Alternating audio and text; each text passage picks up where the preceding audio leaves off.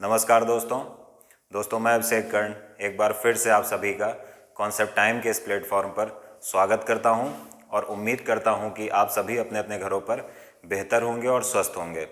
दोस्तों, आज जो हम टॉपिक कवर करने वाले हैं इसका जिक्र वित्त मंत्री श्रीमती निर्मला सीतारमण जी ने 1 फरवरी को बजट में किया था और वो टॉपिक क्या है? Bad bank. तो आज हम समझेंगे कि आखिर ये बैड बैंक का कॉन्सेप्ट क्या है। साथ ही साथ हम ये भी देखेंगे कि इसे क्यों लाया गया है और इससे ये अर्थव्यवस्था से कैसे संबंधित है और इससे हमारी अर्थव्यवस्था को या वित्तीय व्यवस्था को कैसे फ़ायदा मिलेगा। तो पहली बात तो ये है कि ये जो बैड बैंक नामक टॉपिक है ये अर्थव्यवस्था से संबंधित है, इकोनॉमी से संबंधित है। तो चलिए इस पूरे टॉपिक को कवर करते हैं और फिर वही तरीका रहेगा कि हम एकदम जीरो लेवल से स्टार्ट करेंगे और आखिरी में बैड बैंक तक जाएंगे और उसके फिर कॉन्सिक्वेंसेस या परिणाम समझेंगे और उससे संबंधित मुद्दे डिस्कस करेंगे। तो इस पूरे टॉपिक को हम जीरो से स्टार्ट करेंगे बिल्कुल। और जीरो से स्टार्ट करने का मतलब ये हुआ कि हम सबसे पहले बैड बैंक तक पहुंचने से पहले हम क्या समझेंगे कि आखिर ये बैंक क्या होता है। तो इस पूरे टॉपिक को मैंने 3 या 4 सब टॉपिक्स में डिवाइड किया है और उसी के माध्यम से हम इसको समझेंगे। तो चलिए सबसे पहले हम देखेंगे कि आखिर ये बैंक और बैंकिंग क्या है। तो चलिए शुरू करते हैं। अगर हम समझें कि बैंक या बैंकिंग क्या है तो ये समझ लेते हैं सबसे पहले। जो बैंक है वो क्या है? एक ऐसी संस्था, फिर से सुनिए, एक ऐसा इंस्टीट्यूशन जो एक्स नामक आदमी से क्या लेता है? जमा स्वीकार करता है या डिपॉजिट स्वीकार करता है और वाई नामक आदमी को लोन देता है। मतलब एक ऐसी संस्था जो जनता से जमा स्वीकार करती है और फिर लोन देती है, और वो न केवल जनता को बल्कि बहुत औद्योगिक घरानों को भी लोन देती है। तो एक ऐसी संस्था जो जमा स्वीकार करे और लोगों को लोन प्रदान करे उसे हम क्या बोलते हैं? बैंक बोलते हैं। ठीक है ना। अब ये जमा और लोन का प्रोसेस क्या होता है जिसके माध्यम से हमारी बैंकिंग जो सिस्टम है वो पूरा चलता रहता है, ये समझते हैं। मैंने कहा एक ऐसी संस्था जो जनता से जमा स्वीकार करे। मान लेते हैं कि एक्स ने कुछ पैसा बैंक में जमा किया और बैंक ने कहा कि हम आपको 4% क्या देंगे? ब्याज देंगे। इसी तरह बैंक क्या करेगा कि जब ये पैसा, ऐसे बहुत सारे लोग बैंक के पास पैसा जमा कर देंगे तो बैंक इसी पैसे को फिर लोन के रूप में बांटेगा। बैंक क्या करेगा? इसी पैसे को उठा के, मान के चलते हैं अभी सिंगल से पर्सन ले रहे हैं, एक व्यक्ति ले रहे हैं, इस पैसे को बैंक उठा के वाई को मान लिया बैंक ने दे दिया। और बैंक जब किसी को लोन देता है तो उसकी दर होती है लगभग 10 से 12%। तो मान के चलते हैं कि बैंक ने 12% इंटरेस्ट या ब्याज पर वो पैसा किसको दे दिया? वाई को दे दिया। तो जो बैंक का मुख्य फायदा होता है, प्रॉफिट होता है, वो क्या होता है कि मान लिया 100 रुपये बैंक ने लोन लिया था और जिससे 100 रुपये लिया था उसको पर मंथ या 4% की दर से ब्याज दे रही है बैंक, प्लस क्या होगा यहाँ पर, किसी को वो लोन बैंक देगी और उससे उस पर कितना ब्याज लगाएगी? उस पर 12% की दर से बैंक ब्याज लगाएगी। अब ये जो ब्याज में अंतर है, ये 4%, ये 8%, ये 12%, इनका जो अंतर है वही अंतर क्या होगा? बैंक का क्या होगा? प्रॉफिट या लाभ होगा। लाभ होगा। तो बैंक इसी सिद्धांत पर काम करती है कि बैंक का मुख्य काम है जनता से जमा स्वीकार करना और उस जमा को अर्थव्यवस्था में फिर से उतारना और उसको गतिशील बनाना। अब एक बात जो सबसे इंपॉर्टेंट समझने लायक है कि अगर बहुत सारे लोग बैंक के पास पैसा जमा करें और बैंक उसको लोन के रूप में ना बांट पाए तो ये बैंकिंग सिस्टम के लिए बहुत ही समस्या वाली बात है। क्यों? क्योंकि जब बहुत सारे लोग बैंक के पास पैसा जमा कर दे रहे हैं तो उनको तो बैंक को ब्याज देना ही पड़ेगा। लेकिन अगर उस पैसे को बैंक क्या कर रही है, अगर उसको बैंक लोन के रूप में कन्वर्ट नहीं कर पा रही है तो क्या होगा? बैंक को नुकसान होने लगेगा, अपने पास से उसको ब्याज देना पड़ेगा। ये हो गया पूरा सिस्टम। और इस पूरे सिस्टम को क्या बोलते हैं? इस पूरे सिस्टम को, जो एक डायनेमिक सिस्टम है, इसको बोलते हैं बैंकिंग सिस्टम। और जो संस्था या जो इंस्टीट्यूशन ये काम करती है उसको बोलते हैं बैंक। यानी जो इंस्टीट्यूशन जनता से जमा स्वीकार करे और जनता को लोन प्रदान करे उसको बोलते हैं बैंक। और ये पूरे सिस्टम को जमा स्वीकार करना, उसको फिर देना, क्या बोलते हैं? बैंकिंग बोलते हैं। मोटे तौर पर ये बैंक और बैंकिंग का मतलब होता है। अब यहाँ से हमें एक दो चीज़ें और समझनी है कि एसेट लायबिलिटी क्या होता है। मैं पिछली वीडियो में भी बता चुका हूँ कि एसेट और लायबिलिटी क्या होता है। चलिए एक बार ऐसा करते हैं कि फिर से समझ लेते हैं कि आखिर ये एसेट और लायबिलिटी के क्या मायने हैं और इसके हमारी अर्थव्यवस्था पर या भारतीय अर्थव्यवस्था पर क्या प्रभाव है। तो अगर हम एसेट की बात करें, ये एक्स नामक आदमी बैंक में पैसे जमा करता है, तो ये जो पैसा जमा कर रहा है ये इसके एक्स के लिए क्या हो गया? एक्स के लिए ये एसेट हो गया, या हिंदी में कहें तो एक्स के लिए ये परिसंपत्ति हो गया। और जिसको इसने पैसा दिया है उसके लिए क्या हो गया? लायबिलिटी या दायित्व हो गया। क्या हो गया उसके लिए? लायबिलिटी या दायित्व हो गया। तो दो चीजें मैं बोल रहा हूं, एक्स ने बैंक में पैसा जमा किया है तो बैंक के लिए वो एसेट एक्स के लिए वो एसेट हो गया और बैंक के लिए लायबिलिटी हो गया। तो एसेट का मतलब यहां से हम क्या निकाल सकते हैं? कोई भी ऐसा रिसोर्स जिससे हमें लाभ मिलने की उम्मीद हो या हमें ऐसा लगता है कि वो रिसोर्स या संसाधन हमें लाभ प्रदान करेगा, उसको एसेट बोलेंगे। अब अगर परिभाषा को हम यहाँ पर अप्लाई करने का प्रयास करें तो जो एक्स ने अपना पैसा बैंक में जमा किया है, बैंक उसके बदले क्या देगा? ब्याज देगा। तो क्या हो रहा है? संपत्ति से हमको आय हो रही है, तो वो ऐसा रिसोर्स जिससे हमको आय हो क्या कहलाएगा? एसेट होगा। अब लायबिलिटी क्या होगा? लायबिलिटी का हिंदी में मतलब अगर आसान शब्दों में निकालें तो लायबिलिटी का मतलब होता है जिम्मेदारी। अब अगर बैंक ने एक्स से पैसा लिया है तो बैंक की ये लायबिलिटी है कि जब भी पहले तो उसको ब्याज दे और एक्स जब पैसा मांगने आए तो बैंक उसको वो पैसा वापस दे। तो बैंक के ऊपर एक दायित्व तो बन गया क्या? ब्याज और मूलधन वापस करने का। अब अगर हम इस वाली कंडीशन में देखें कि पैसा किसने दिया है? बैंक ने दिया है। यहाँ पर पैसा किसने दिया है? बैंक ने। तो ये बैंक के लिए क्या हो गया? एसेट हो गया। क्यों? क्योंकि वाई जो है जिसने बैंक से पैसा लिया है वो बैंक को क्या देगा? 12% की दर से ब्याज देगा। अब तो बैंक के लिए क्या हो गया? परिसंपत्ति हो गई। क्यों? क्योंकि बैंक ने जो ये रिसोर्स या धन वाई को दिया है उसके बदले बैंक को क्या मिल रहा है? ब्याज मिल रहा है। और मैच्योरिटी पीरियड या परिपक्वता अवधि आने के बाद बैंक को मूलधन मिल जाएगा। लेकिन जिस वाई नामक व्यक्ति ने पैसा लिया है उसके लिए लायबिलिटी या दायित्व हो गया। क्यों? क्योंकि उसके ऊपर ये जिम्मेदारी आ गई कि हर महीने आपको क्या देना होगा? ब्याज चुकाना होगा। तो ये पूरा सिस्टम हो गया। इस पूरे सिस्टम का मतलब ये हुआ कि बैंक वो संस्था है, अगर इसको मैं फिर से एक कंक्लूजन ड्रॉ करूं, बैंक वो संस्था है जो जनता से जमा स्वीकार करती है और उसको लोन में परिवर्तित करती, यानी जनता से जमा स्वीकार करेगी और उसको फिर लोन के रूप में फिर अर्थव्यवस्था में जनता के पास पहुंचाएगी। ठीक, इस पूरी व्यवस्था को बैंकिंग कहते हैं। ठीक है ना। यहाँ पर मोटे तौर पे हमने मतलब ये समझा कि एसेट और लायबिलिटी में क्या अंतर है। ठीक है ना। वो रिसोर्स जो हमें इनकम प्रदान करता है और ज़्यादा धन उत्पन्न करता है, एसेट कहलाता है। और वो रिसोर्स जिसके बदले हमारे ऊपर लायबिलिटी चढ़ जाए, दायित्व चढ़ जाए या देनदारी चढ़ जाए, उसको क्या बोलेंगे? लायबिलिटी बोलेंगे। यहाँ तक की बातें अगर समझ में आई हैं तो अब हमें जो बैड बैंक का कॉन्सेप्ट है उसको समझने में बहुत आसानी हो जाएगी। तो चलिए फिर आगे आते हैं। अगर मैं नेक्स्ट स्लाइड लूँ तो नेक्स्ट स्लाइड की अगर मैं बात करता हूँ तो बैंक के बाद मैं ये देख लेता हूँ कि हमें क्या पढ़ना है। जो बैंक के बाद हमको देखना है वो देखना है नॉन परफॉर्मिंग एसेट। ठीक है ना।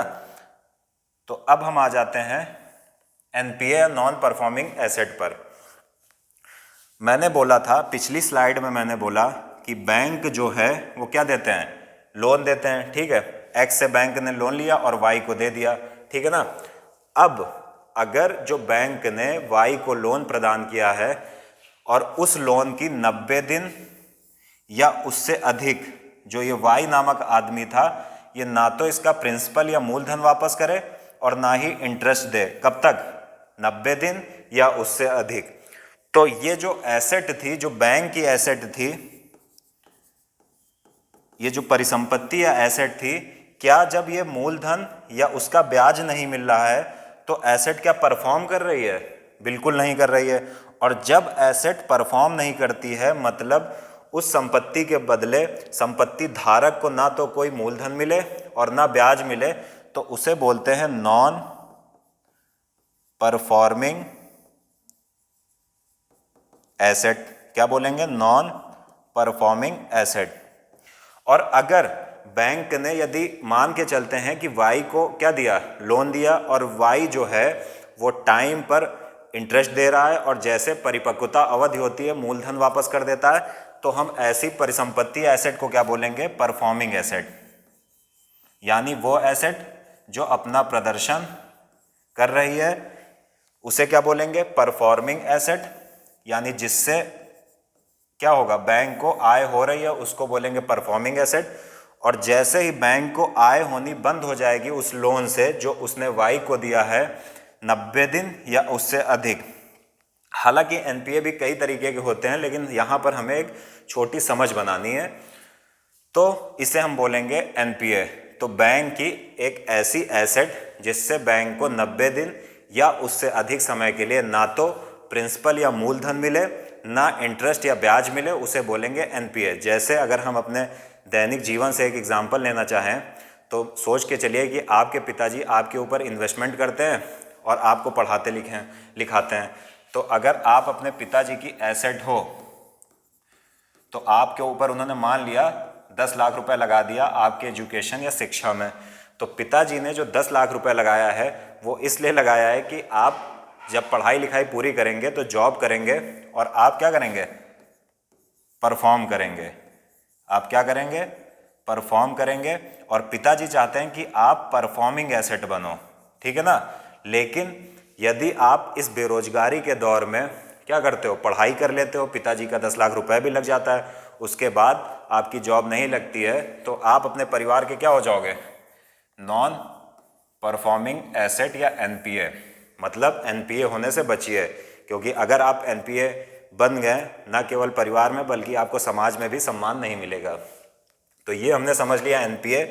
अब फिर से पीछे आते हैं, देखते हैं हमने क्या क्या समझ लिया। हमने बैंकिंग समझ लिया, बैंक समझ लिया क्या होते हैं, बैंकिंग समझ लिया, एनपीए समझ लिया। अब ये जो बैड बैंक की मैं बात कर रहा हूँ ये इसलिए है ताकि ये जो एनपीए की समस्या भारतीय अर्थव्यवस्था को लगातार परेशान कर रही है इसको टैकल किया जा सके, इससे निपटा जा सके।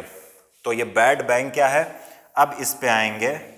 भारत में लगातार एनपीए की संख्या बढ़ रही है, यानी बैंक जिनको लोन दे रहे हैं वो क्या कर रहे हैं? या तो वो लोन लेके भाग जा रहे हैं, जैसे विजय माल्या टाइप हो गए, या एक और थे मोदी जी थे शायद गुजरात के, वो लोन लेके भाग गए थे। तो वो जो लोन जो नहीं चुका पा रहे हैं उसको क्या बोलेंगे? एनपीए बोलेंगे। तो भारतीय अर्थव्यवस्था में जो मार्च 2020 में एक रिपोर्ट आई थी, मैंने पढ़ा था, उसमें लिखा था कि करीबन 9 लाख करोड़ के करीब एनपीए भारत का हो गया है। अगर मैं आंकड़ा सही लिख रहा हूँ, कंफर्म तो नहीं हूँ, 9 लाख करोड़। यानी भारत में ये मार्च 2020 की बात है और उसके बाद आपको पता है कि कोविड जैसी महामारी भी आ चुकी है। तो उम्मीद है ये बहुत तेज़ी से बहुत ज़्यादा बढ़ गया है और इसका बजट में जिक्र भी हुआ है कि शायद एनपीए और बढ़ेगा। क्यों? क्योंकि साल भर इकोनॉमी ने काम नहीं किया है। तो अगर मैं मार्च 2020 की बात करता हूँ तो मार्च 2020 में 31 मार्च 2020 तक जो एनपीए था वो कितना था? लगभग 9 लाख करोड़, ठीक है ना।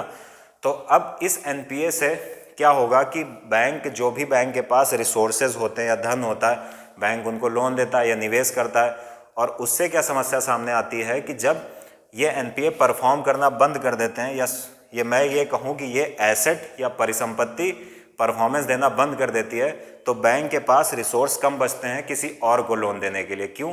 क्योंकि जो पहले लोन था बैंक ने उसी को इन्वेस्टमेंट कर रखा है, उसी को कहीं ना कहीं इन्वेस्ट कर रखा है। तो क्या होगा? बैंक के पास रिसोर्सेज कम होते हैं, जिसका एक बहुत बड़ा नकारात्मक प्रभाव अर्थव्यवस्था पर पड़ता है। तो इसी समस्या के समाधान के लिए बैड बैंक का कॉन्सेप्ट आया।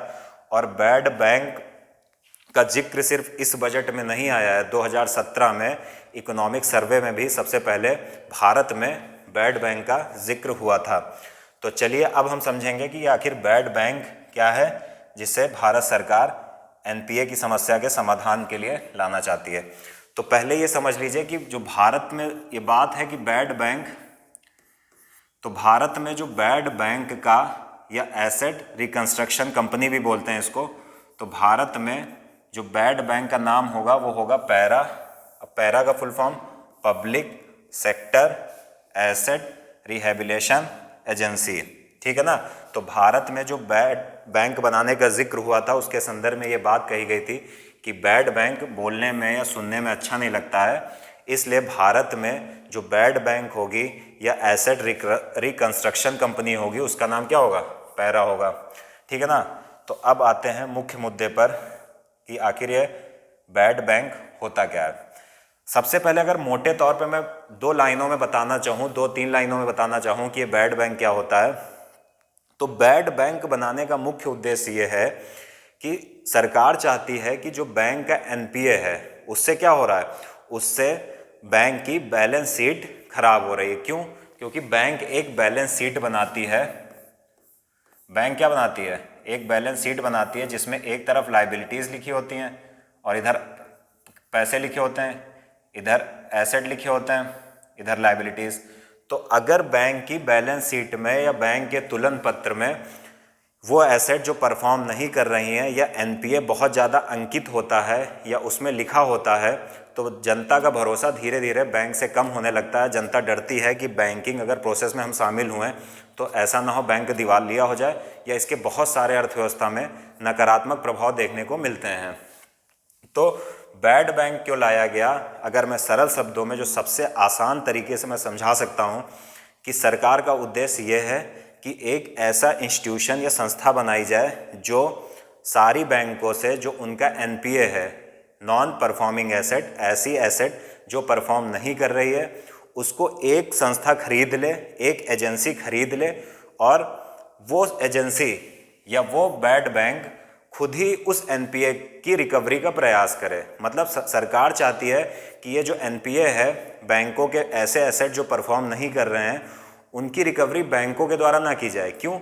क्योंकि 2 समस्याएं। एक तो बैंक को बहुत ज़्यादा, इसमें मैं कहूँ कि बैंकों को इतनी स्पेशलाइजेशन नहीं है कि वो ये रिकवरी कर सकें। दूसरी चीज़, अगर ये होगा कि बैंक सिर्फ अपने एनपीए की रिकवरी में लगी रहेंगी तो शायद जो बैंकिंग का काम है वो बैंक बेहतर ढंग से नहीं कर पाएंगी। इसलिए सरकार का ये प्रयास रहा कि एक ऐसी एजेंसी बनाई जाए, सरकार का प्रयास है कि एक ऐसी एजेंसी बनाई जाए जो बैंकों से, सारे बैंकों से एनपीए एक जगह खरीद ले, यानी बैड बैंक जो होगी या पैरा जो होगी वो सारी बैंकों के जो एनपीए हो गए उनको खरीद लेगी और रिकवरी करने का प्रयास स्वयं करेगी। इससे फ़ायदे क्या होंगे? फ़ायदे ये होंगे कि जो बैंक्स हैं उनकी बैलेंस शीट साफ़ हो जाएगी और पब्लिक का भरोसा जागेगा। अब बताने से बेहतर है थोड़ा एक एग्जाम्पल के द्वारा इसको समझने का प्रयास करते हैं। मोटे तौर पे मैंने बताया कि ये खरीदेंगे। मान के चलते हैं ये हमारी बैंक है एसबीआई, ठीक है ना। ये क्या है? एसबीआई है। एसबीआई ने अडानी ग्रुप को 100 रुपये का लोन दिया। फिर से बोल रहा हूँ, एसबीआई ने अडानी ग्रुप को 100 रुपये का लोन दिया। किस लिए? एयरपोर्ट डेवलपमेंट के लिए। एसबीआई ने अडानी ग्रुप को, जिसका आप नाम सुनते हो, गौतम अडानी जी जो एक बहुत बड़े बिजनेसमैन हैं, उनको 100 रुपये का लोन दिया। कहा कि आप एक एयरपोर्ट डेवलप करना है। इन्होंने उसका टेंडर लिया था, ठेका मिल गया। अब इन बैंक के पास गए कि हमें एयरपोर्ट डेवलपमेंट के लिए लोन चाहिए, तो एसबीआई ने मान के चलते हैं इन्हें 100 रुपये का लोन दे दिया, ठीक है ना। अडानी जी ने ज़मीन खरीदी और एयरपोर्ट डेवलपमेंट स्टार्ट कर दिया, ठीक। लेकिन कुछ ऐसे कारण आ गए कि इनको ये काम रोकना पड़ा। क्यों? वहाँ पे जो इन्वायरमेंटलिस्ट है, उन्होंने, पर्यावरणविद जो थे, उन्होंने इसका विरोध करना शुरू कर दिया कि इससे पर्यावरण को बहुत हानि पहुँचेगी, इसलिए काम रुक गया। दूसरी तरफ या उनके पास फाइनेंस या वित्त की कमी हो गई, ठीक है ना।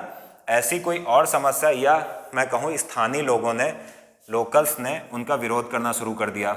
अगर ऐसी कोई घटना हो जाती है कि पर्यावरणविद आके इस प्रोजेक्ट का विरोध करते हैं या अडानी ग्रुप के पास फाइनेंस की कमी हो जाती है या जो स्थानीय निवासी हैं, लोकल रेजिडेंट्स हैं, वो इस प्रोजेक्ट का विरोध कर देते हैं, तो मान के चलते हैं ये प्रोजेक्ट पे काम रुक गया। अब सीधी सी बात है, जब इस प्रोजेक्ट के लिए लोन लिया गया था और इस प्रोजेक्ट पर एयरपोर्ट डेवलपमेंट पर काम रुक गया है, तो क्या जो अडानी ग्रुप है ये SBI को ये 100 रुपये वापस कर पाएगा? नहीं वापस कर पाएगा। तो ये जो बैड बैंक का कॉन्सेप्ट है वो यहीं पर आता है।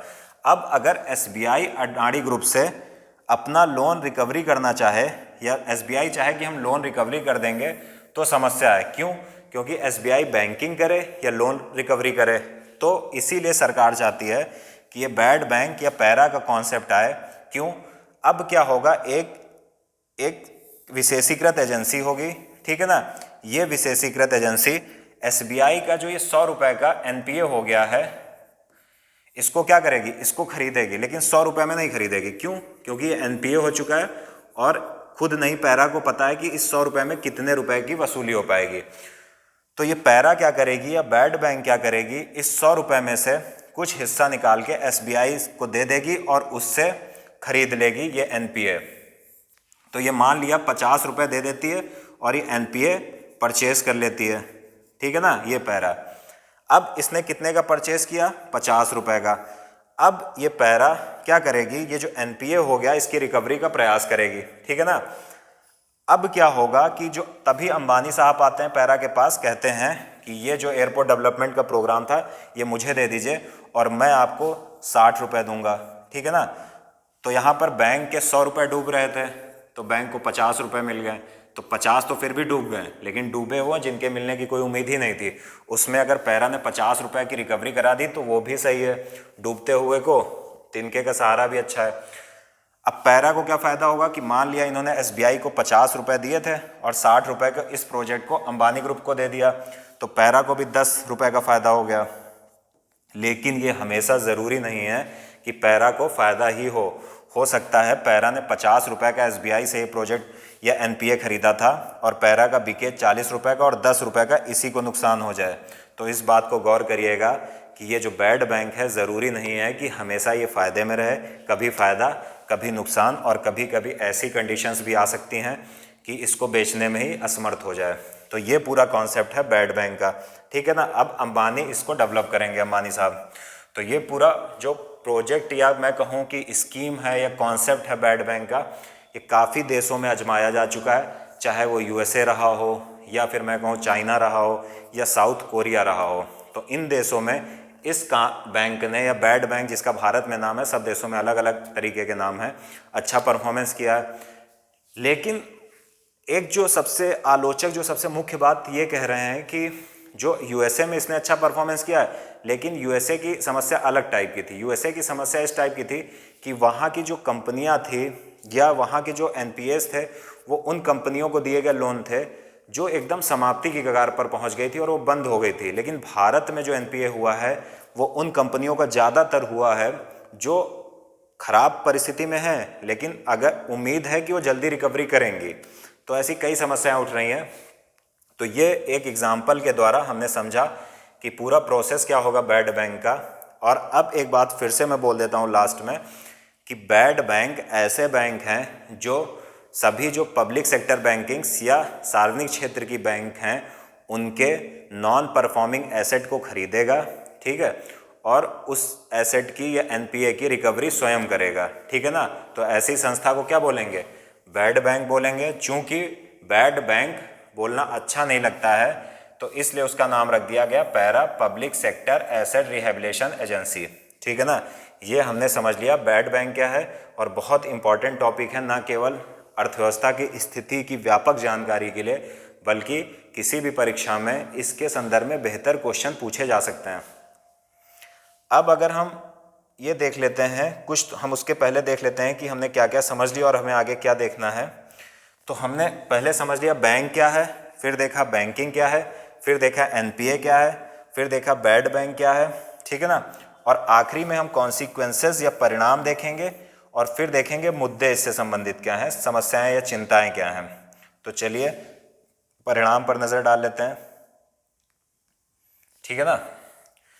अब अगर इससे संबंधित कॉन्सिक्वेंसेस या परिणाम देखें तो सबसे पहली बात आती है स्पेशलाइजेशन या विशेषीकरण की। क्या बैंक किस लिए है? बैंक का मुख्य काम बैंकिंग है। क्या ऐसी संस्था जिसका काम कुछ और हो और करना कुछ और हो, यानी काम है बैंकिंग और कर रही है नॉन परफॉर्मिंग एसेट की रिकवरी, तो क्या बेहतर ढंग से कर पाएगी? नहीं कर पाएगी। और अगर करेगी तो बैंकिंग जो उसका काम है उसका नुकसान होगा। तो इसलिए एक विशेषीकरण या स्पेशलाइजेशन एजेंसी होगी, इससे रिकवरी उम्मीद है कि बेहतर होगी, क्योंकि बहुत सारे देशों के हमारे सामने एग्जाम्पल हैं।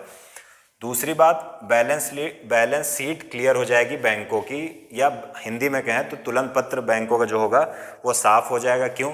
बैंकों की जो बैलेंस शीट होगी उससे एनपीए हट जाएंगे। क्यों? इन्हीं एनपीए को बैड बैंक खरीद लेगी। तो उससे क्या होगा कि बैंकों के ऊपर जो जनता का भरोसा है वो बढ़ेगा। तीसरी बात क्या आई? जब बैंकों का बहुत ज़्यादा एनपीए रहता है, यानी बैंक अपना बहुत सारा धन लोन के रूप में देते हैं और उस लोन की रिकवरी नहीं हो पाती है, तो बैंकों के पास पैसा कम रहता है, जिसके कारण बैंक लोन और नहीं दे पाते हैं। लेकिन जब बैड बैंक जो है उन लोन्स को या एनपीए को खरीदेगी जो परफॉर्म नहीं कर रहे हैं, तो कुछ ना कुछ तो पैसा मिलेगा। मैंने पीछे बताया 50 रुपये मिल गए, तो रिसोर्स या संसाधन होंगे, इसी संसाधन के दम पर ये फिर से क्या देंगे? लोन देंगे। और अगर ये लोन देंगे तो इस लोन से इकोनॉमी में क्या होगा?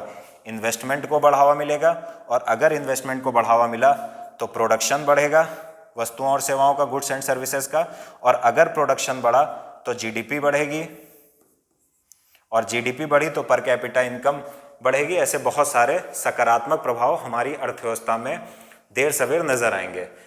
तो ये कॉन्सिक्वेंसेस हो गए, ये तो अच्छी चीज़ें हो गई हैं, लेकिन ज़रूरी नहीं है, या हम ये कहें कि ये संभव है कि जिस चीज़ में बाहर से बड़े अच्छे सुखद दृश्य दिखाई दे रहे हैं, अच्छे दृश्य दिखाई दे रहे हैं, उसमें कुछ समस्याओं का सामना करना पड़े। इशूज़ देख लेते हैं। पहली बात यह है कि जो सबसे बड़ा मुद्दा है वो ये कहा जा रहा है कि अभी जो बजट पेश हुआ है 1 फरवरी को, उसमें क्या दिखाई दे रहा है कि जो भारत का फिजिकल डेफिसिट या राजकोषीय घाटा है वो बहुत ज़्यादा है। तो भारत सरकार अपने व्ययों को पूरा करने के लिए खुद ही उधार ले रही है। तो ये जो एनपीए हैं इनको खरीदेगी कैसे? यानी एनपीए जो हैं इनको बैड बैंक, जो सार्वजनिक क्षेत्र की एक बैंक होगी, बैड बैंक कैसे खरीदेगी? तो अगर मैं 2017 की बात करूं, जब इकोनॉमिक सर्वे आया था, तब जो हमारे चीफ इकोनॉमिक एडवाइज़र शायद कौन थे, अरविंद सुब्रमण्यम साहब, उन्होंने कहा था कि जो बैंक सरकार है वो आरबीआई के पास जो सरप्लस मनी है उसको लेकर बैंकों को दे देगी, और बैंकों के एनपीए को किसको दे देगी? बैड बैंक को दे देगी। तो मतलब ये है मोटे तौर पे, जो 17 की बात है अभी क्लियर नहीं है कि क्या होगा, लेकिन 17 में जब चर्चा हुई थी तो ये चर्चा गंभीर थी कि समस्या ये तब भी आई थी कि सरकार, या मैं ये कहूँ बैड बैंक, बैंकों के जो एनपीएज हैं उनको कैसे खरीदेंगे। उस समय जो हमारे चीफ इकोनॉमिक एडवाइज़र, मुख्य आर्थिक सलाहकार अरविंद सुब्रमण्यम साहब ने एक टॉपिक समझाया था। उन्होंने कहा कि जो आरबीआई के पास सरप्लस मनी है उसको लेकर क्या किया जाएगा? बैड बैंक को दिया जाएगा। बैड बैंक उससे बैंकों के एनपीए खरीदेंगे और वो पैसा बैंक के पास चला जाएगा। बैंक उससे क्या करेंगे? फिर लोन देंगे और फिर इकोनॉमी धीरे धीरे ग्रो करेगी। तो देखते हैं क्या होता है। खैर अभी इतनी इस पर व्यापक चर्चा नहीं हुई है सरकार के द्वारा। उसके बाद जो आलोचक दूसरी बात कर रहे हैं वो ये कर रहे हैं कि ये मोटे तौर पे देखिए तो सिर्फ क्या हो रहा है? ऋण स्थानांतरण दिखाई दे रहा है आपको। मतलब पहले बैंक के पास एनपीए था, अब आपने, सरकार ने बैड बैंक के पास ट्रांसफ़र कर दिया है। तो आलोचक कह रहे हैं कि इससे कोई खास फर्क पड़ने वाला नहीं है। क्यों? क्योंकि हमारे पास पहले ऐसे बहुत सारे इंस्टीट्यूशन या ऐसे बहुत सारे एक्ट हैं, जैसे सारफेसी एक्ट हो गया, या सरकार ने खुद ही लॉन्च किया था मिशन इंद्रधनुष। ऐसी बहुत सारे उपकरण हैं या टूल्स हैं जिनके माध्यम से हम एनपीए की रिकवरी कर सकते हैं। तो ये एक अतिरिक्त साधन लाने की क्या ज़रूरत है? तो आलोचक कहते हैं कि ये कुछ नहीं है, ये सिर्फ क्या है? ऋण का स्थानांतरण मात्र है जो सरकार करने का प्रयास कर रही है। तीसरी बात जो आलोचना हो रही है कि जब सरकार रिकैपिटलाइजेशन कर रही है, बार बार बैंकों का पूंजीकरण कर रही है, मतलब सरकार का मतलब वही है। रिकैपिटलाइजेशन का मतलब क्या है कि सरकार, अगर बैंकों के पास एनपीए बैंकों के बढ़ रहे हैं तो इसका मतलब बैंकों के पास रिसोर्सेज कम है, क्योंकि बैंक के पास जो पैसा दिया था उन्होंने लोन दे दिया और उस लोन की रिकवरी नहीं हो रही है, तो एनपीए बढ़ गया, रिसोर्सेज कम है। तो सरकार जब बार बार ये कर रही है तो पूंजी तो सरकार वैसे भी दे रही है, ठीक है ना।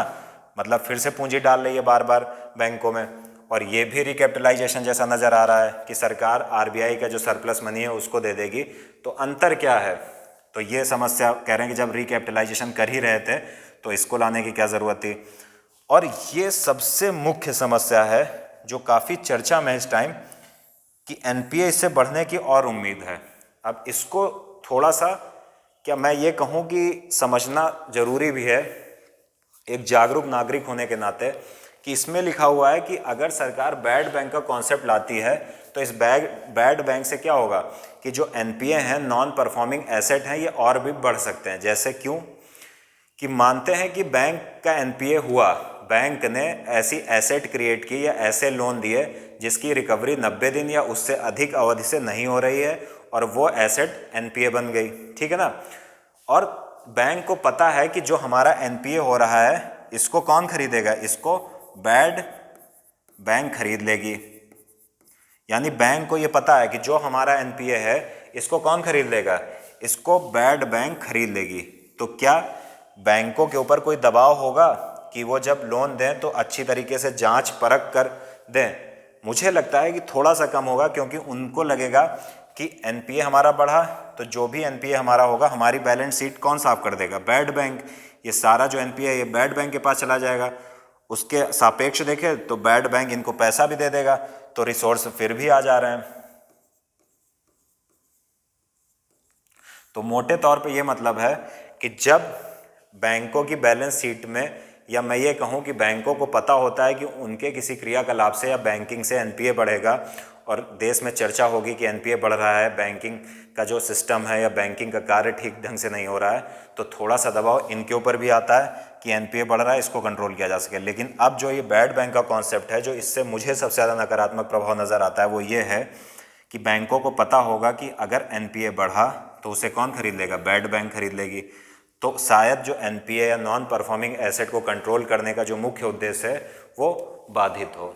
तो ये पूरा हमने कॉन्सेप्ट समझा बैड बैंक का। उम्मीद है आपको वीडियो पसंद आई होगी। एक बार फिर से देख लेते हैं कि हमने क्या क्या समझने का प्रयास किया। अगर हम शुरुआत से देखें तो हमने जो टॉपिक था पूरा बैड बैंक था। हमने सबसे पहले बैंक और बैंकिंग समझा क्या होती है। दूसरे नंबर पर हमने देखा कि नॉन परफॉर्मिंग एसेट क्या होती है। तीसरे नंबर पर हमने देखा कि बैड बैंक क्या होती है, जो सरकार जोड़ शोर से जिसकी चर्चा कर रही है। और सबसे आखिरी में हमने देखा कि इस बैड बैंक के कॉन्सिक्वेंसेस, परिणाम और इशूज़ ये क्या होते हैं। तो ये आज टॉपिक कंप्लीट हुआ। उम्मीद करता हूँ कि आप अपने घर वालों के लिए एनपीए नहीं बनेंगे, परफॉर्म करते रहेंगे। तो कोशिश करिएगा कि एनपीए मत बनिएगा, घर वालों को समस्या होती है। और घर वालों की समस्या से भी ज़्यादा सबसे बड़ी समस्या ये है कि आपको ना तो परिवार में, ना समाज में, कहीं पर भी सम्मान नहीं मिलेगा। तो उम्मीद है कि वीडियो आपको पसंद आई होगी। यदि वीडियो आपको पसंद आई हो तो लाइक करिए, अधिक से अधिक शेयर करिए, और चैनल को आप स्वयं सब्सक्राइब करिए। Thank you.